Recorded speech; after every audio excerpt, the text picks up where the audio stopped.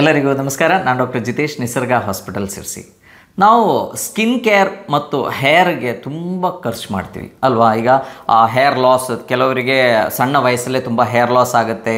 And ಅದಕ್ಕಾಗಿ ಎಷ್ಟೇ creams apply ಮಾಡಿದ್ರು, ಎಷ್ಟೇ ಲೋಷನ್ಸ್ ಯೂಸ್ ಮಾಡಿದ್ರು, ಯಾವ ಥರ ಆಯಿಲ್ ಯೂಸ್ ಮಾಡಿದ್ರು ಅದು ಕಡಿಮೆ ಆಗಲ್ಲ.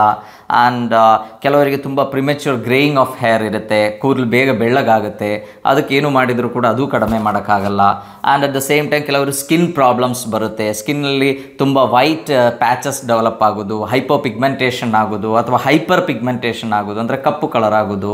ಆ್ಯಂಡ್ ಕೆಲವರಿಗೆ ಈ ಜಾಯಿಂಟ್ಸಲ್ಲಿ ತುಂಬ ಫಂಗಲ್ ಇನ್ಫೆಕ್ಷನ್, ಗ್ರಾಯಿನ್ಸಲ್ಲಿ ಅಥವಾ ಸ್ಕಿನ್ನಲ್ಲಿ ಫಂಗಲ್ ಇನ್ಫೆಕ್ಷನ್ಸ್ ಬರೋದು, ಇಲ್ಲ ಕೆಲವು ಲೈಕ್ ಡಿಫ್ರೆನ್ಷಿಯೇಟೆಡ್ ಮಾರ್ಕ್ಸ್ ಬರೋದು. ಸೊ ಈ ಥರ ಪ್ರಾಬ್ಲಮ್ಸ್ ಬಂದಾಗ ನಾವೇನು ಮಾಡ್ತೀವಿ, ತುಂಬ ಕ್ರೀಮ್ಸ್ಗಳು ಯೂಸ್ ಮಾಡ್ತೀವಿ, ತುಂಬ ಸಲ ಡಾಕ್ಟರ್ಸಿಗೆ ತೋರಿಸ್ತೀವಿ. And we do many thing, ಕಾಸ್ಮೆಟಿಕ್ಸಿಗೆ ತುಂಬ ಖರ್ಚು ಮಾಡ್ತಾರೆ, ಆದರೂ ಕೂಡ ಅದೇನೂ ಕಡಿಮೆ ಆಗಲ್ಲ. ಸೊ ಈ ಥರ ಪ್ರಾಬ್ಲಮ್ಸ್ ಬರಲಿಕ್ಕಿರೋ ಮುಖ್ಯ ಕಾರಣ ಏನು, ಆ್ಯಂಡ್ ಅದನ್ನು ಹೇಗೆ ಕಡಿಮೆ ಮಾಡೋದು ಅಂತ ನಾನು ಈ ವಿಡಿಯೋದಲ್ಲಿ ನಿಮ್ಮೊಟ್ಟಿಗೆ ಶೇರ್ ಮಾಡ್ತೇನೆ.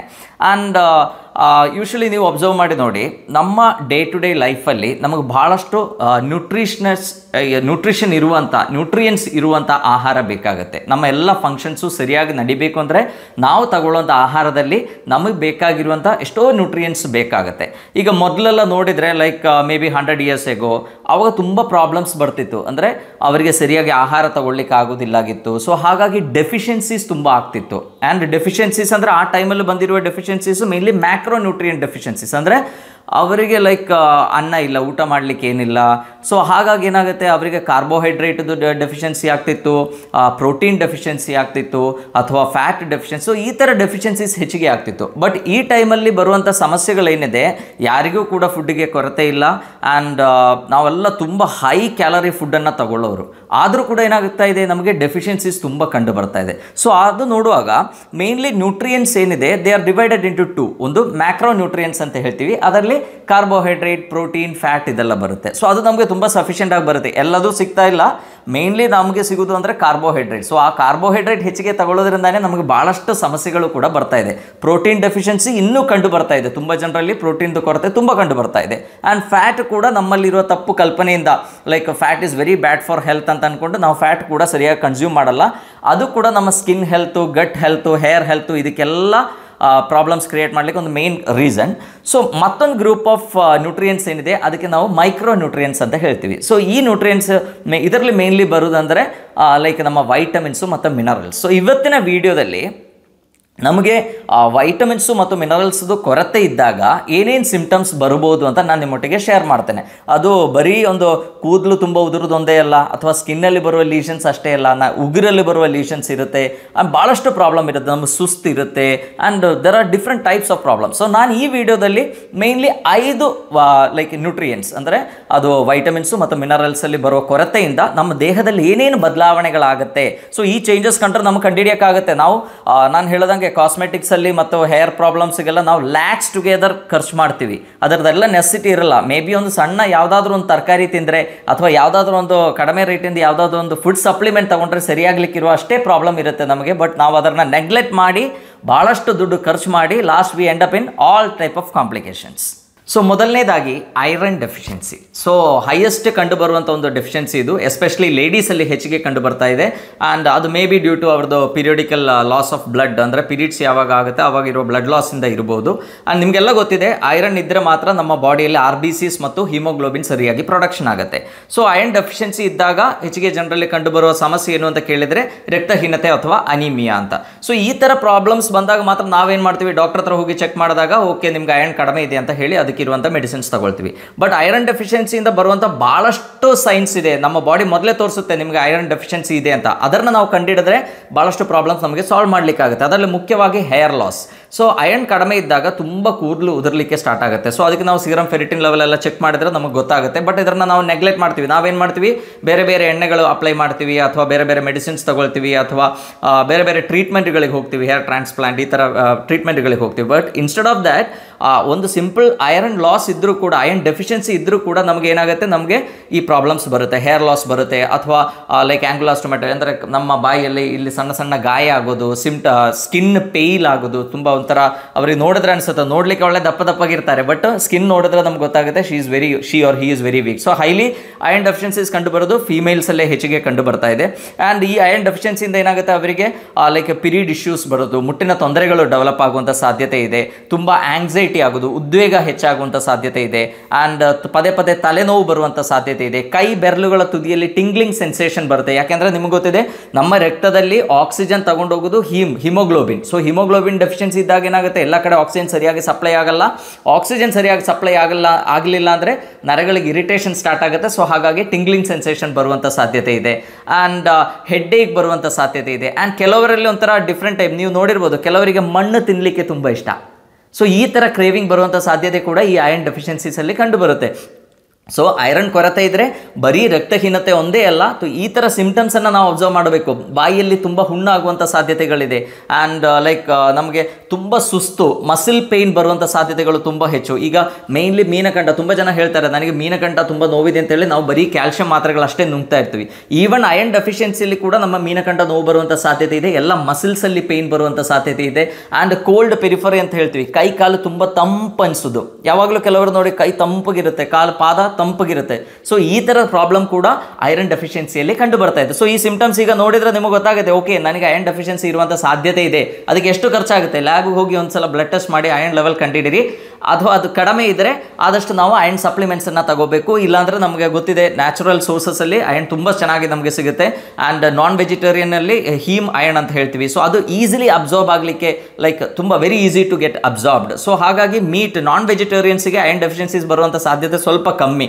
ಅದು ರೆಡ್ ಮೀಟಲ್ಲಿ ಅಥವಾ ಫಿಶಲ್ಲಿ ಅಥವಾ ಮೀಟ್ಗಳಲ್ಲೆಲ್ಲ ನಮಗೆ ಐರನ್ ಸಿಗುತ್ತೆ. ಆ್ಯಂಡ್ ವೆಜಿಟೇರಿಯನ್ ಸೋರ್ಸಸ್ ಅಂದರೆ ನಾನ್ ಹೀಮ್ ಐರನ್ ಅಂತ ಹೇಳ್ತೀವಿ. ಇದು ಅಬ್ಸಾರ್ಪ್ಷನ್ ಆಗಲಿಕ್ಕೆ ಸ್ವಲ್ಪ ಕಷ್ಟ. ಬಟ್ ಎಲ್ಲ ಸೊಪ್ಪಿನ ಪಲ್ಯಗಳಲ್ಲಿ ಅಥವಾ ವೆಜಿಟೇಬಲ್ಸಲ್ಲಿ ನಾವೇನು ಬೆಲ್ಲ ತಗೊಳ್ತೀವಲ್ಲ, ಆ ಬೆಲ್ಲದಲ್ಲಿ ಎಲ್ಲದರಲ್ಲಿ ಕೂಡ ಹೈ ಐರನ್ ಕಂಟೆಂಟ್ ಇದೆ. ನಟ್ಸಲ್ಲಿ ಚೆನ್ನಾಗಿ ಐರನ್ ಸಿಗುತ್ತೆ. ಸೊ ಈ ಥರ ಫುಡ್ಗಳನ್ನು ನಾವು ಹೆಚ್ಚಿಗೆ ಇನ್ವಾಲ್ವ್ ಮಾಡಿ ನಮ್ಮ ಆಹಾರದಲ್ಲಿ ಇನ್ಕ್ಲೂಡ್ ಮಾಡಬೇಕು. ನಾವು ಆ ಮೊನೋಟೋನಸ್ ಒಂದೇ ಥರ ಆಹಾರ ತಗೊಳ್ತಾ ಇರ್ತೀವಿ ಅಲ್ವಾ, ಬೆಳಗ್ಗೆ ದೋಸೆ ಚಟ್ನಿ ಅಥವಾ ಮಧ್ಯಾಹ್ನ ಅನ್ನ ಸಾರು ಅಥವಾ ರಾತ್ರಿ ಮತ್ತು ಅನ್ನ ಸಾರು. ಸೊ ಇದರಲ್ಲಿ ಬರೀ ನಮಗೆ ಧಾನ್ಯಗಳು ಅಥವಾ ಕಾರ್ಬೋಹೈಡ್ರೇಟ್ ಅಷ್ಟೇ ಹೆಚ್ಚು ಸಿಗುತ್ತೆ, ಬಿಟ್ಟರೆ ಬೇಕಾಗಿರೋ ನ್ಯೂಟ್ರಿಯೆಂಟ್ಸ್ ತುಂಬ ಕಡಿಮೆ ಸಿಗುತ್ತೆ. ನಾವು ಹರಿವೆ ಸೊಪ್ಪು ಯೂಸ್ ಮಾಡಿ, ನುಗ್ಗೆ ಸೊಪ್ಪು ಯೂಸ್ ಮಾಡಿ, ಬಸಳೆ ಸೊಪ್ಪು ಯೂಸ್ ಮಾಡಿ, ಸೊ ಈ ಥರ ಸೊಪ್ಪುಗಳನ್ನು, ಪಾಲಕ್ ಸೊಪ್ಪನ್ನು ಯೂಸ್ ಮಾಡಿ ಇದನ್ನು ನಿಮ್ಮ ಆಹಾರದಲ್ಲಿ ಇನ್ಕ್ಲೂಡ್ ಮಾಡಿದರೆ ಏನಾಗುತ್ತೆ, ಐರನ್ ಸಫಿಷಿಯೆಂಟ್ ಆಗಿ ನಮಗೆ ಸಿಗುತ್ತೆ. ಆ್ಯಂಡ್ ಈ ಥರ ಕೊರತೆಗಳು ಕಡಿಮೆ ಆಗುತ್ತೆ. ತುಂಬ ಹೈಪೋಪಿಗ್ಮೆಂಟೇಷನ್ ಬರುವಂಥ ಸಾಧ್ಯತೆ ಇದೆ, ಅಲ್ಲಲ್ಲಿ ಸ್ಪಾಟ್ಸ್ ಬರುವಂಥ ಸಾಧ್ಯತೆ ಇದೆ. ಸೊ ಇದೆಲ್ಲ ಕಡಿಮೆ ಆಗುತ್ತೆ. ನೀವು ಒಂದ್ಸಲ ಮಾಡಿ ನೋಡಿ, ನಿಮ್ಮ ಕೂದಲು ಉದುರೋದು ಎಷ್ಟು ಕಡಿಮೆ ಆಗುತ್ತೆ ಅಂತ ನೋಡಿ. ಆ್ಯಂಡ್ ಹೇರ್ ಲಾಸ್ ಇರೋವರೆಲ್ಲ ಇವತ್ತು ಹೋಗಿ ನಿಮ್ಮ ಐರನ್ ಕಂಟೆಂಟನ್ನು ಚೆಕ್ ಮಾಡಿ ಲ್ಯಾಬಲ್ಲಿ. ಸೊ ನಿಮ್ಗೆ ಗೊತ್ತಾಗುತ್ತೆ ಐರನ್ ಡೆಫಿಷಿಯನ್ಸಿಯಿಂದ ಬಂದಿರುತ್ತೆ ಅಂತ ಗೊತ್ತಾಗುತ್ತೆ. ಸೊ ಎರಡನೇ ವೆರಿ ಇಂಪಾರ್ಟೆಂಟ್ ನ್ಯೂಟ್ರಿಯೆಂಟ್ ಯಾವುದು ಅಂದರೆ ಜಿಂಕ್. ಈ ಜಿಂಕ್ ಬಗ್ಗೆ ಅಷ್ಟೊಂದು ಯಾರು ಅಷ್ಟೊಂದು ಕೇರ್ ಕೊಡಲ್ಲ. ಬಿಕಾಸ್ ನಮಗೆ ಡೆಫಿಷಿಯನ್ಸಿ ಅಂತ ಹೇಳಿದ ಕೂಡಲೇ ಬರೀ ವೈಟಮಿನ್ ಡಿ ಅಥವಾ ಐರನ್ ಡೆಫಿಷಿಯನ್ಸಿ ಇದಷ್ಟೇ ನೆನಪಾಗುತ್ತೆ.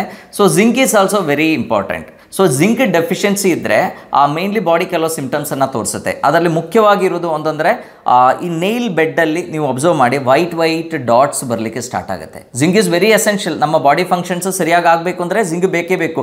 ಇದರೊಟ್ಟಿಗೆ ಹೇರ್ ಲಾಸ್ ತುಂಬ ಆಗುವಂಥ ಸಾಧ್ಯತೆ ಈ ಜಿಂಕ್ ಡೆಫಿಷಿಯನ್ಸೀಸಲ್ಲಿ ಕೂಡ ಕಂಡು ಬರುತ್ತೆ.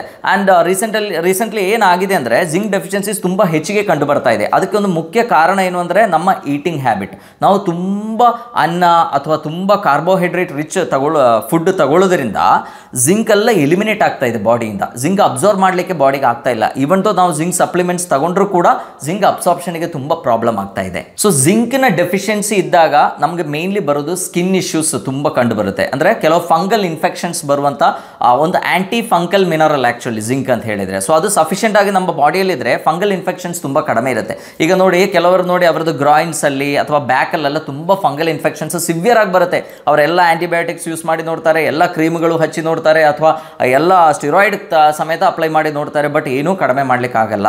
ಸೊ ಅದಕ್ಕೆ ಮುಖ್ಯ ಕಾರಣ ಸ್ಕಿನ್ ಲೀಷನ್ಸ್ ಇದೆ, ತುಂಬ ಫಂಗಲ್ ಇನ್ಫೆಕ್ಷನ್ಸ್ ಆಗ್ತಾ ಇದೆ ಅಂತ ಆದರೆ ನೀವೇನು ಮಾಡಬೇಕು, ಇಮಿಡಿಯೇಟ್ಲಿ ಜಿಂಕ್ ಸಪ್ಲಿಮೆಂಟ್ ಅಥವಾ ನಿಮ್ಮ ಬಾಡಿಯಲ್ಲಿರುವ ಜಿಂಕ್ ಲೆವೆಲನ್ನು ಚೆಕ್ ಮಾಡಿಕೊಂಡು ಅದಕ್ಕಿರುವಂಥ ಸಪ್ಲಿಮೆಂಟ್ಸನ್ನು ಸ್ಟ್ರಿಕ್ಟ್ಲಿ ತಗೋಬೇಕಾಗುತ್ತೆ. ಎಷ್ಟೋ ಸ್ಕಿನ್ ಪ್ರಾಬ್ಲಮ್ಸ್, ಸ್ಕಿನ್ ರ್ಯಾಷಸ್ ಇರ್ಬೋದು ವಿತೌಟ್ ರೀಸನ್.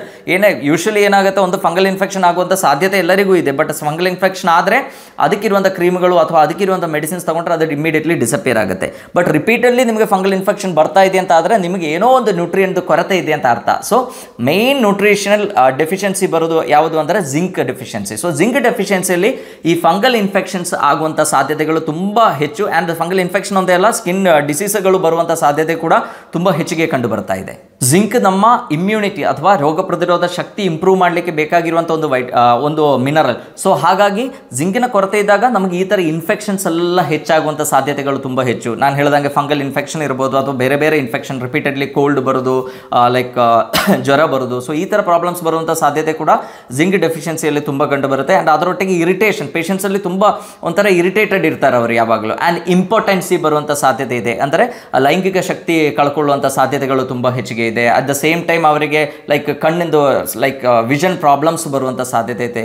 ಸೊ ಈ ಥರ ಸಿಂಪ್ಟಮ್ಸ್ ಎಲ್ಲ ಕಂಡು ಬಂದರೆ ನಾವೇನು ಮಾಡಬೇಕು, ಅದು ಜಿಂಕ್ ಡೆಫಿಷಿಯನ್ಸಿ ಇರ್ಬೋದು ಅಂತ ಅಸ್ಯೂಮ್ ಮಾಡಿಕೊಂಡು ಅದಕ್ಕಿರೋ ಟೆಸ್ಟ್ಗಳು ಮಾಡಿ ಅದಕ್ಕೆ ಬೇಕಾಗಿರುವಂಥ ಸಪ್ಲಿಮೆಂಟ್ಸನ್ನು ನಾವು ತಗೋಬೇಕಾಗುತ್ತೆ. ಸೊ ಇನಿಷಿಯಲಿ ನಮಗೆ ತೋರಿಸುವಂಥ ಸೈನ್ಸ್, ಬಾಡಿ ತೋರಿಸುವಂಥ ಸೈನ್ಸ್ ಏನು ಅಂತ ಕೇಳಿದರೆ, ನಾನು ಹೇಳಿದಂಗೆ ಹೇರ್ ಲಾಸ್ ಇರ್ಬೋದು ಅಥವಾ ನೇಲ್ ಬೆಡ್ಡಲ್ಲಿ ಬರುವಂಥ ಚೇಂಜಸ್ ಇರ್ಬೋದು, ಅದರಲ್ಲಿ ವೈಟ್ ಡಾಟ್ಸ್ ಬರುವಂಥ ಸಾಧ್ಯತೆ ಇದೆ. And at the same time skin lesions ಹೆಚ್ಚಿಗೆ ಬರುವಂಥದ್ದು. ಕೆಲವರಿಗೆ ತುಂಬ ಕ್ರ್ಯಾಕ್ಸ್ ಬರ್ಬೋದು, ಕಾಲಲ್ಲಿ ಸಿವಿಯರ್ ಕ್ರ್ಯಾಕ್ಸ್. ನಾವು ನೋಡಿದರೆ ಅದು ಏನು ಅನಿಸುತ್ತೆ, ನಮಗೆ ಎಕ್ಸಿಮಾ ಥರ ಅನಿಸುತ್ತೆ. ಕೆಲವು ಸ್ಕಿನ್ ಲೀಷನ್ಸ್ ಬಂದಾಗ ಎಕ್ಸಿಮಾ ಅಂತ ಅಂದ್ಕೊಳ್ತೀವಿ. ಸೊ ಎಕ್ಸಿಮಾ ಇರಲ್ಲ, ಬರೀ ಡೆಫಿಷಿಯನ್ಸಿಯಿಂದ ಇರುವಂಥ ಒಂದು ಸಮಸ್ಯೆ ಇರುತ್ತೆ. ನಾವು ಅದಕ್ಕೆ ಕ್ರೀಮ್ಗಳು ಅಥವಾ ಲೋಷನ್ಗಳು ಅಥವಾ ತುಂಬ ಮೆಡಿಸಿನ್ಸ್ ಯೂಸ್ ಮಾಡ್ತಾ ಇರ್ತೀವಿ, ಬಟ್ ಕಂಟ್ರೋಲ್ ಮಾಡೋಕ್ಕಾಗಲ್ಲ. ಒಂದು ಸಿಂಪಲ್ ಆಗಿ ಆ ಜಿಂಕ್ ಡೆಫಿಷಿಯನ್ಸಿಯನ್ನು ನಾವು ಕಂಟ್ರೋಲ್ ಮಾಡಿಕೊಂಡ್ರೆ ಪ್ರಾಬ್ಲಮ್ ಕಂಪ್ಲೀಟ್ಲಿ ಸಾಲ್ವ್ ಆಗುತ್ತೆ. ಸೊ ಎಷ್ಟೊಂದು ಇಂಪಾರ್ಟೆಂಟ್ ನೋಡಿ, ಒಂದು ಸಣ್ಣ ನ್ಯೂಟ್ರಿಯೆಂಟ್ ಡೆಫಿಷಿಯನ್ಸಿ ಬಂದರೆ ನಮಗೆ ಎಷ್ಟೊಂದು ಪ್ರಾಬ್ಲಮ್ಸ್ ಬರುತ್ತೆ. ನಾವು ಏನು ಮಾಡ್ತೀವಿ, ಒಂದು ಸ್ಕಿನ್ ಲೀಷನ್ ಬಂದ ಕೂಡಲೇ ಗೂಗಲ್ ಮಾಡಿ ನೋಡ್ತೀವಿ ಆ್ಯಂಡ್ ದೊಡ್ಡ ದೊಡ್ಡ ಕಾಯಿಲೆ ಹಿಂದೆ ಹೋಗ್ತೀವಿ. ಬಟ್ ವೆರಿ ಸಿಂಪಲ್ ಆಗಿರುವಂಥ ಈ ರೀಸನ್ನ ನಮ್ಮ ಮರ್ತೋಗೋದ್ರಿಂದ ಭಾಳಷ್ಟು ಕಾಂಪ್ಲಿಕೇಶನ್ಸ್ ಡೆವಲಪ್ ಆಗುವಂಥ ಸಾಧ್ಯತೆಗಳಿದೆ.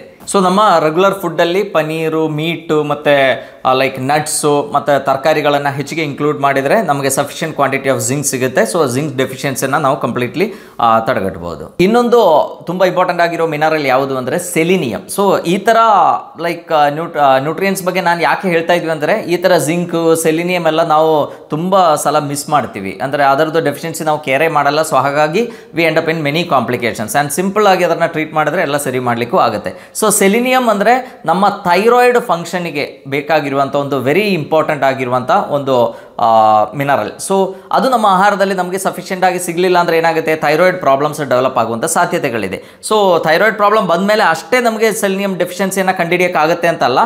ಕೆಲವರಲ್ಲಿ ನೀವು ನೋಡಿರ್ಬೋದು, ನಮ್ಮ ಬೆರಳುಗಳಲ್ಲಿ, ಉಗುರಲ್ಲಿ ತುಂಬ ಲೈನ್ಸ್ ಡೆವಲಪ್ ಆಗುತ್ತೆ, ರಿಡ್ಜಸ್ ಡೆವಲಪ್ ಆಗುತ್ತೆ. ಸೊ ಇದು ಮೇನ್ಲಿ ಕಂಡುಬರೋದು ಸೆಲಿನಿಯಂ ಡೆಫಿಷಿಯನ್ಸಿಯಲ್ಲಿ ಕಂಡುಬರುವಂಥ ಒಂದು ಮೈನ್ ಸಿಂಪ್ಟಮ್, ಸೈನ್ ಇದು. ಆ್ಯಕ್ಚುಲಿ ನಮ್ಮ ಉಗುರುಗಳಲ್ಲಿ ಸಣ್ಣ ಸಣ್ಣ ಲೈನ್ಸ್ ನೀವು ನೋಡಿ ಕೆಲವ್ರದ್ದು ಉಗುರು ಚೆಕ್ ಮಾಡಿ ನೋಡಿದ್ರೆ ಲೈನ್ಸ್ ಡೆವಲಪ್ ಆಗಿರುತ್ತೆ ಆ್ಯಂಡ್ ರಿಡ್ಜಸ್ಸು ಆಗಿರುತ್ತೆ, ಒಂಥರ ಇರ್ರೆಗ್ಯುಲರ್ ಆಗಿರುತ್ತೆ ಉಗುರು. ಆ್ಯಂಡ್ ಕೆಲವು ಕಂಡೀಷನ್ಲಿ ಮತ್ತೆ ನಮ್ಮ ನೈಲ್ ಬೆಡ್ ಏನಿದೆಯಲ್ಲ, ನಮ್ಮ ಉಗುರು ಹಿಂದೆ ಇರುವಂಥ ಚರ್ಮ ಏನಿದೆ ಅದು ನಿಧಾನಕ್ಕೆ ಪೀಲ್ ಆಗ್ತಾ ಇರ್ತದೆ. ಸೊ ಹ್ಯಾಂಗಿಂಗ್ ನೈಲ್ ಅಂತ ಅನಿಸುತ್ತೆ. ಆ ಒಂದು ನೈಲ್ ನೋಡಿದರೆ ಒಂಥರ ಹ್ಯಾಂಗಿಂಗ್ ನೈಲ್ ಇದ್ದಂಗೆ ಇರುತ್ತೆ. ಅಲ್ಲಿರುವ ಚರ್ಮ ಎಲ್ಲ ಹೋಗಿ ನಮ್ಗೆ ಅವ್ರ ಬೆರಳು ನೋಡಿದ್ರೆ ಕರೆಕ್ಟಾಗಿ ಗೊತ್ತಾಗುತ್ತೆ ಇವರಿಗೆ ಏನೋ ಒಂದು ಡೆಫಿಷಿಯನ್ಸಿ ಇದೆ ಅಂತ ಗೊತ್ತಾಗುತ್ತೆ. ಸೊ ಈ ಥರ ಡೆಫಿಷಿಯನ್ಸೀಸ್ ಕಂಡು ಬರೋದು ಈ ಸೆಲಿನಿಯಂ ಕೊರತೆಯಿಂದ ಕಂಡು ಬರುವಂಥ ಕೆಲವು ಸೈನ್ಸ್ ಇದೆಲ್ಲ. ಸೊ ಥೈರಾಯ್ಡ್ ಫಂಕ್ಷನ್ಸ್ ಇಂಪ್ರೂವ್ ಆಗಲಿಕ್ಕೆ ಒಂದೇ ಅಲ್ಲ, ಅದರೊಟ್ಟಿಗೆ ನಮ್ಮ ಇಮ್ಯುನಿಟಿ ಇಂಪ್ರೂವ್ ಆಗಬೇಕು ಅಂದರೂ ಕೂಡ ನಮಗೆ ಸೆಲಿನಿಯಂ ಬೇಕು. ನಮಗೆ ಸಫಿಷಿಯೆಂಟ್ ಆಗಿ ಸೆಲಿನಿಯಂ ನಮ್ಮ ಬ್ರೌನ್ ರೈಸಲ್ಲಿ ಸಿಗುತ್ತೆ, ಮೊಟ್ಟೆಯಲ್ಲಿ ಸಿಗುತ್ತೆ, ಮತ್ತು ಬ್ರೆಜಿಲ್ ನಟ್ ಅಂತ ಇದೆ ಅದರಲ್ಲಿ ತುಂಬ ಹೆಚ್ಚಿಗೆ ಸಿಗುತ್ತೆ, ಹಾಲಲ್ಲಿ ಸಿಗುತ್ತೆ. ಸೊ ಈ ಥರ ಬ್ಯಾಲೆನ್ಸ್ಡ್ ಫುಡ್ಡನ್ನು ನಾವು ನಟ್ಸ್ಗಳನ್ನು ಹೆಚ್ಚಿಗೆ ಸೇವಿಸುವುದರಿಂದ, ಆ ಹಾಲು, ಮೊಟ್ಟೆ ಅಥವಾ ಮೀಟು ಇದೆಲ್ಲ ಸಫಿಷಿಯೆಂಟ್ ಕ್ವಾಂಟಿಟಿಯಲ್ಲಿ ತಗೊಳ್ಳೋದ್ರಿಂದ ನಮ್ಮ ಸೆಲಿನಿಯಂ ಡೆಫಿಷಿಯನ್ಸಿಯನ್ನು ನಮಗೆ ಪ್ರಿವೆಂಟ್ ಮಾಡಲಿಕ್ಕೆ ಆಗುತ್ತೆ. ಇನ್ನು ನೆಕ್ಸ್ಟ್ ಇಂಪಾರ್ಟೆಂಟ್ ನ್ಯೂಟ್ರಿಯೆಂಟ್ ಯಾವುದು ಅಂದರೆ ವೈಟಮಿನ್ ಡಿ.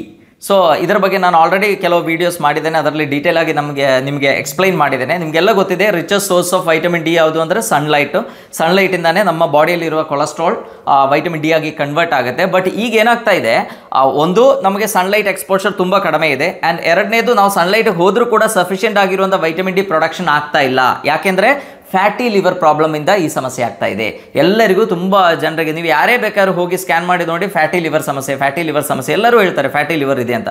ಸೊ ಈ ಫ್ಯಾಟಿ ಲಿವರ್ ಇರೋದ್ರಿಂದ ಕರೆಕ್ಟಾಗಿ ನಮ್ಮ ಬಾಡಿಯಲ್ಲಿ ವಿಟಮಿನ್ ಡಿ ಕನ್ವರ್ಷನ್ ಆಗ್ತಾ ಇಲ್ಲ. ಸೊ ಹಾಗಾಗಿ ಎಲ್ಲರೂ ಏನು ಮಾಡಬೇಕಾಗಿದೆ, ಈಗ ವೈಟಮಿನ್ ಡಿ ಸಪ್ಲಿಮೆಂಟ್ಸ್ ಮೇಲೆ ಡಿಪೆಂಡ್ ಆಗಬೇಕಾಗಿದೆ.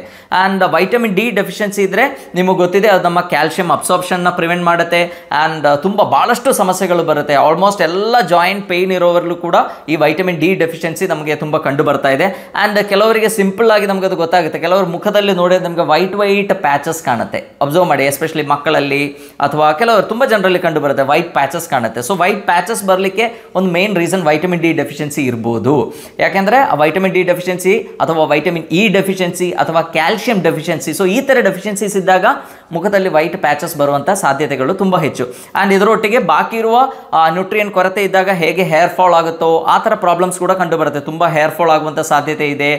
ನಮ್ಮ ಉಗುರುಗಳು ತುಂಬ ವೀಕ್ ಆಗುತ್ತೆ. ಕೆಲವರು ನೋಡಿ ಉಗುರು ಸ್ವಲ್ಪ ಬೆಳೆದ ಕೂಡಲೇ ಕಟ್ಟಾಗ್ಬಿಡುತ್ತೆ ತನ್ನಿಂದಾನೆ. ಸೊ ಅವರಿಗೂ ಕೂಡ ಈ ವೈಟಮಿನ್ ಡಿ ಡೆಫಿಷಿಯನ್ಸಿ ಇರುವಂಥ ಸಾಧ್ಯತೆ ಇದೆ. ಸೊ ಅದರೊಟ್ಟಿಗೆ ವೈಟಮಿನ್ ಡಿ ಡೆಫಿಷಿಯನ್ಸಿ ಇದ್ದವರಲ್ಲಿ ನರಗಳ ವೀಕ್ನೆಸ್ ಅಥವಾ ನಾನು ಹೇಳ್ದಂಗೆ ಜಾಯಿಂಟ್ ಪ್ರಾಬ್ಲಮ್ಸು, ಎಲುಬುಗಳು ತುಂಬ ವೀಕ್ ಆಗೋದು. ಯಾಕೆಂದರೆ ವೈಟಮಿನ್ ಡಿ ಇದ್ರೆ ಮಾತ್ರ ಕ್ಯಾಲ್ಸಿಯಂ ಅಬ್ಸಾರ್ಪ್ಷನ್ ಸರಿಯಾಗಿ ಆಗುತ್ತೆ. ಸೊ ಎಲುಬುಗಳದ್ದು ಪ್ರಾಬ್ಲಮ್ಸು, ಅಲ್ಲಿ ಇಲ್ಲಿ ಬಾಡಿ ಏಕ್ ಬರೋದು, ತುಂಬ ಸುಸ್ತು ಆಗೋದು. ಸೊ ಈ ಥರ ಸಿಂಪ್ಟಮ್ಸ್ ಕೂಡ ಕಂಡು ಬರುತ್ತೆ. ಆಲ್ರೆಡಿ ನಾನು ವೈಟಮಿನ್ ಡಿ ಬಗ್ಗೆ ಡೀಟೇಲ್ ಆಗಿ ಒಂದು ವಿಡಿಯೋ ಮಾಡಿದ್ದೇನೆ. ನಿಮಗೆ ಏನಾದರೂ ಡೌಟ್ಸ್ ಇದ್ರೆ ಆ ವಿಡಿಯೋ ನೋಡಿದ್ರೆ ನೀವು ಕ್ಲಾರಿಫೈ ಆಗುತ್ತೆ. ಸೊ ನೆಕ್ಸ್ಟ್ ವೆರಿ ಇಂಪಾರ್ಟೆಂಟ್ ಆಗಿರುವಂಥ ಒಂದು ವೈಟಮಿನ್ B12. ನಿಮಗೆಲ್ಲ ಗೊತ್ತಿದೆ, ನಮ್ಮ ನರಗಳ ಹೆಲ್ತ್ ಚೆನ್ನಾಗಿ ಆಗಬೇಕು ಅಂದರೆ ವೈಟಮಿನ್ B12 ಸಫಿಷಿಯಂಟ್ ಕ್ವಾಂಟಿಟಿಯಲ್ಲಿ ನಮಗೆ ಬೇಕೇ ಬೇಕು. ಆ್ಯಂಡ್ ನಾವು ನೋಡಿದ್ರೆ ತುಂಬ ಜನರಲ್ಲಿ ವೈಟಮಿನ್ B12 ಡೆಫಿಷಿಯನ್ಸಿ ಕಂಡು ಬರ್ತಾ ಇದೆ. ಸೊ ಹಾಗಾಗಿ ಭಾಳಷ್ಟು ಸಿಂಪ್ಟಮ್ಸ್ ಕೂಡ ಡೆವಲಪ್ ಆಗುತ್ತೆ. ಅದರಲ್ಲಿ ಕೆಲವರಿಗೆ ನಿದ್ರೆಹೀನತೆ ಇರ್ಬೋದು. ನಿದ್ರೆಹೀನತೆಗೆ ಯಾರು ಕೂಡ ವೈಟಮಿನ್ B12 ಡೆಫಿಷಿಯನ್ಸಿ ಇದೆ ಅಂತ ಅನ್ಕೊಳ್ಳಲ್ಲ. ಸೊ ಅವ್ರೇನು ಮಾಡ್ತಾರೆ, ಯಾವುದಾದ್ರೂ ನಿದ್ರೆ ಮಾತ್ರೆಗಳು ತಗೊಳ್ತಾ ಇರ್ತಾರೆ. ಬಟ್ ಸಿಂಪಲ್ ಆಗಿರುವಂಥ ಒಂದು ವೈಟಮಿನ್ B12 ಡೆಫಿಷಿಯನ್ಸಿಯಲ್ಲಿ ಕೂಡ ನಮಗೆ ನಿದ್ರೆಹೀನತೆ ಬರ್ಬೋದು, ತುಂಬ ಸುಸ್ತು ಅನಿಸೋದಿರ್ಬೋದು, ಡಿಮೆನ್ಷಿಯಾ. ಕೆಲವರು ಹೇಳ್ತಾರಲ್ಲ, ನನಗೆ ಏನೂ ನೆನಪಿರಲ್ಲ ಸರ್, ಹೇಳಿದ್ದೆಲ್ಲ ಮರ್ತೋಗುತ್ತೆ ಅಂತ ಹೇಳ್ತಾರೆ. ಸೊ ಅದಕ್ಕೊಂದು ಮೇನ್ ರೀಸನ್ ಈ ವೈಟಮಿನ್ B12 ಕೊರತೆ ಇರ್ಬೋದು. ಆ್ಯಂಡ್ ಮತ್ತೊಂದಂದರೆ ಪಿನ್ಸ್ ಆ್ಯಂಡ್ ನೀಡಲ್ಸ್, ಅಲ್ಲಿ ಇಲ್ಲೆಲ್ಲ ನಮಗೆ ಚುಚ್ಚದಂಗೆ ಅನುಭವ ಆಗೋದು, ಅಥವಾ ಪಾದದಲ್ಲಿ ಉರಿ ಆಗೋದು, ಅಥವಾ ಜೋಮ್ ಹಿಡಿಯೋದು, ಅಥವಾ ಸೆಳೆತ ಅಂತ ಅನುಭವ ಆಗೋದು. ಸೊ ಈ ಥರ ಸಮಸ್ಯೆಗಳು, ಇರಿಟೇಷನ್ ಆಗೋದು, ಎಲ್ಲೂ ಕಾನ್ಸಂಟ್ರೇಟ್ ಮಾಡ್ಲಿಕ್ಕೆ ಆಗದೆ ಇರೋದು. ಸೊ ಈ ಥರ ಸಮಸ್ಯೆಗಳೆಲ್ಲ B12 ಡೆಫಿಷಿಯನ್ಸಿಯಿಂದ ಆಗ್ಬೋದು. ಸೊ ನಾವೇನು ಮಾಡಬೇಕು, ಆವಾಗ ನಮ್ಮ B12 ಲೆವೆಲನ್ನು ಬ್ಲಡ್ಡಲ್ಲಿ ಚೆಕ್ ಮಾಡಿಕೊಂಡು ಅದು ಡೆಫಿಷಿಯನ್ಸಿ ಇದ್ದರೆ ನಾವು ಅದಕ್ಕಿರುವಂಥ ಸಪ್ಲಿಮೆಂಟ್ಸನ್ನು ತಗೋಬೇಕಾಗತ್ತೆ. ಯಾಕೆಂದರೆ ನಾವು ಹೇಳ್ತೀವಿ, ಲೈಕ್ ಈಗ ಮೀಟಲ್ಲಿ ಯೂಶ್ವಲಿ ವಿಟಮಿನ್ B12 ಸಫಿಷಿಯೆಂಟ್ ಆಗಿ ಸಿಗೋದು ನಾನ್ ವೆಜಿಟೇರಿಯನ್ ಫುಡ್ಡಲ್ಲಿ ಮಾತ್ರ. And vegetarian sources of vitamin B12 ತುಂಬ ಕಡಿಮೆ ಇದೆ. ಅದು ಹಾಲಲ್ಲಿ, ಮೊಟ್ಟೆಯಲ್ಲಿ, ಕೆಲವು ಇದರಲ್ಲಿ ವೆಜಿಟೇಬಲ್ಸಲ್ಲಿ ಸಿಕ್ಕಿದ್ರೂ ಕೂಡ that is in negligible amount. So ಹಾಗಾಗಿ ನಾನ್ ವೆಜಿಟೇರಿಯನ್ಸ್ಗೆ ವಿಟಮಿನ್ B12 ಸರಿಯಾಗಿ ಸಿಗುತ್ತೆ. ಬಟ್ ಈಗ ನಾವು ನೋಡಿದರೆ ನಾನ್ ವೆಜಿಟೇರಿಯನ್ಸಲ್ಲಿ ಕೂಡ B12 ಕೊರತೆ ತುಂಬ ಕಂಡು ಬರ್ತಾ ಇದೆ. ಯಾಕೆಂದರೆ ಆಸಿಡಿಟಿ ಪ್ರಾಬ್ಲಮ್ ಇಂದ. ಯಾವಾಗ ನಮಗೆ ಸಿವಿಯರ್ ಆಸಿಡಿಟಿ ಇದೆಯೋ, ಅದು ಹೈಪರ್ ಆಸಿಡಿಟಿ ಇರಲಿ ಅಥವಾ ಹೈಪೋ ಆಸಿಡಿಟಿ ಇರಲಿ, ಡೈಜೆಷನ್ ಸರಿಯಾಗಿ ಆಗಲ್ಲ. ಇಂಟ್ರಿನ್ಸಿಕ್ ಫ್ಯಾಕ್ಟರ್ ಅಂತ ಇದೆ, ಅದಿದ್ರೆ ಮಾತ್ರ ನಮ್ಮ ವಿಟಮಿನ್ B12 ಅಬ್ಸಾರ್ಪ್ಷನ್ ಚೆನ್ನಾಗಾಗುತ್ತೆ. ಸೊ ಹಾಗಾಗಿ ವಿಟಮಿನ್ B12 ಕೊರತೆ ಏನಿದೆ ಅದು ವೆಜಿಟೇರಿಯನ್ಸಲ್ಲಿ ಇರಲಿ ನಾನ್ ವೆಜಿಟೇರಿಯನ್ಸಲ್ಲಿ ಕೂಡ ತುಂಬ ಹೆಚ್ಚಿಗೆ ಕಂಡು ಬರ್ತಾ ಇದೆ. ಆ್ಯಂಡ್ ಕೆಲವರಿಗೆ ಗ್ಲೂಟಿನ್ ಹೆಚ್ಚಿಗೆ ತಗೊಳ್ಳೋರು, ಲೈಕ್ ಚಪಾತಿ, ವೀಟ್ ಪ್ರಾಡಕ್ಟ್ಸ್ ಹೆಚ್ಚಿಗೆ ತಿನ್ನೋರಲ್ಲಿ ಕೂಡ ಈ ವಿಟಮಿನ್ B12 ಕೊರತೆ ಕಂಡು ಬರ್ತಾ ಇದೆ. ಸೊ ನಾವು ಯಾವುದೇ ನ್ಯೂರಲಾಜಿಕಲ್ ಪ್ರಾಬ್ಲಮ್ಸ್ ಇದ್ದರೆ, ಅದು ಉರಿ ಇರ್ಬೋದು, ಜೋಮ್ ಹಿಡಿಯೋದು ಇರ್ಬೋದು, ಅಥವಾ ನಾನೀಗ ಹೇಳ್ದಂಗಿರುವಂಥ ಸಿಂಪ್ಟಮ್ಸ್ ಇರ್ಬೋದು. ಸೊ ಇದು ಏನೇ ಇದ್ದರೂ ಕೂಡ ನಾವೇನು ಮಾಡಬೇಕು, ಒಂದ್ಸಲ ವಿಟಮಿನ್ B12 ಚೆಕ್ ಮಾಡಿ ಅದಕ್ಕೆ ಬೇಕಾಗಿರುವಂಥ ಸಪ್ಲಿಮೆಂಟ್ಸನ್ನು ತಗೋಬೇಕಾಗುತ್ತೆ. ಅದು ಯೂಶಲಿ ಸೈನೋಕೋಬ್ಲಮಿನ್ ಅಥವಾ ಮೀಥೈಲ್ ಕೋಬ್ಲಮಿನ್ ಅಂತ ಮೆಡಿಸಿನ್ಸ್ ಕೊಡ್ತಾರೆ. ಸೊ ಅದನ್ನು ಸ್ವಲ್ಪ ದಿವಸ ನಾವು ರೆಗ್ಯುಲರ್ ಆಗಿ ತಗೊಂಡ್ರೆ ಆ ಡೆಫಿಷಿಯನ್ಸಿಯನ್ನು ನಮಗೆ ಬ್ಯಾಲೆನ್ಸ್ ಮಾಡಿ ಭಾಳಷ್ಟು ಸಿಂಪ್ಟಮ್ಸ್ ಅಲ್ಲ, ಭಾಳಷ್ಟು ಪ್ರಾಬ್ಲಮ್ಸಿಂದ ಹೊರಗೆ ಬರಲಿಕ್ಕೆ ಸಾಧ್ಯ. ಸೊ ನಾನೀಗ ಹೇಳಿರುವಂಥ ಸಿಂಪಲ್ ಆಗಿರುವಂಥ ಸೈನ್ಸ್ ಇದೆಲ್ಲ ಬಾಡಿ ನಮಗೆ ತೋರಿಸುತ್ತೆ. ಯಾವುದೇ ವೈಟಮಿನ್ಸ್ ಇರಲಿ, ಯಾವುದೇ ಮಿನರಲ್ಸ್ ಇರಲಿ, ಅದರ ಕೊರತೆ ಇದ್ದರೆ ಬಾಡಿ ಏನು ಮಾಡುತ್ತೆ, ಅದರದ್ದು ಸಣ್ಣ ಸಣ್ಣ ಸೈನ್ಸನ್ನು ತೋರಿಸ್ತಾ ಇರುತ್ತೆ. ಸೊ ನಾವು ಅದನ್ನು ಯಾವತ್ತೂ ನೆಗ್ಲೆಕ್ಟ್ ಮಾಡಬಾರ್ದು. ಈ ಸೈನ್ಸನ್ನು ನೋಟ್ ಮಾಡಿಕೊಂಡು ಆ ಡೆಫಿಷಿಯನ್ಸೀಸನ್ನು ನಾವು ಕರೆಕ್ಟಾಗಿರುವ ಆಹಾರದಿಂದ ಅಥವಾ ಕರೆಕ್ಟಾಗಿರುವಂಥ ಮೆಡಿಕೇಷನಿಂದ ಸರಿ ಮಾಡಿದರೆ ನಮಗೆ ಯಾವುದೇ ಪ್ರಾಬ್ಲಮ್ಸ್ ಬರಲ್ಲ. ಬರಲಿಕ್ಕಿರುವಂಥ ಭಾಳಷ್ಟು ಕಾಂಪ್ಲಿಕೇಟೆಡ್ ಪ್ರಾಬ್ಲಮ್ಸನ್ನು ನಮಗೆ ಬುಡದಲ್ಲೇ ಕಿತ್ತಾಕಲಿಕ್ಕೆ ಸಾಧ್ಯ ಅಂತ ಹೇಳ್ತಾ ಎಲ್ಲರಿಗೂ ಧನ್ಯವಾದ.